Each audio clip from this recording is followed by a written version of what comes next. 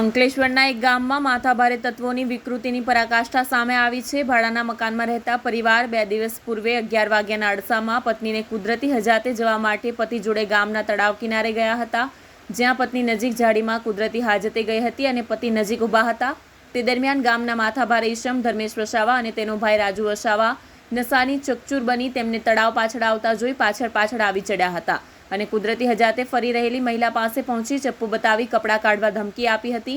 એટલેથી ના અટકતા તેઓ ભાઈ ધર્મેશ વસાવા તેના પતિ પાસે પહોંચી ચપ્પુ બતાવી જાનથી મારી નાખવાની ધમકી આપી હતી। મહિલાને તેના કપડાં ઊંચા કરવા મજબૂર કરી હતી અને મહિલા કપડાં ઊંચા કરાવી તેના પ્રાઇવેટ પાર્ટ પર ટોર્ચ મારી વિકૃતિની હદ બતાવી હતી। જો કે મહિલા અચાનક જ ત્યાંથી ગામ તરફ દોડ મૂકી હતી અને ગામના પાદરે એક ઘરમાં ઘૂસી ગઈ હતી, જ્યાં પણ બંને ઈસમો પહોંચી ગયા અને તે ગામમાં કોઈને કહ્યું તો જાનથી મારી નાખવાની ધમકી આપી હતી।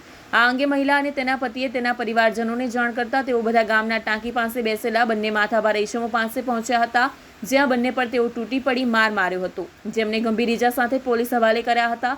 શહેર એ ડિવિઝન પોલીસ દ્વારા બંને પક્ષે ફરિયાદ નોંધી હતી અને મહિલાની ફરિયાદ આધારે બંને માથાભારે ઈસમો સામે છેડતી અને જાતીય સતામણી અને જાનથી મારી નાખવાની ધમકી અંગેની ફરિયાદ નોંધી હતી, જ્યારે સામે પક્ષે ઈજાગ્રસ્ત ધર્મેશ વસાવાની ફરિયાદ આધારે મહિલાના પતિ સહિત 4 ઈસમો સામે મારામારીનો ગુનો નોંધી તપાસ શરૂ કરી હતી।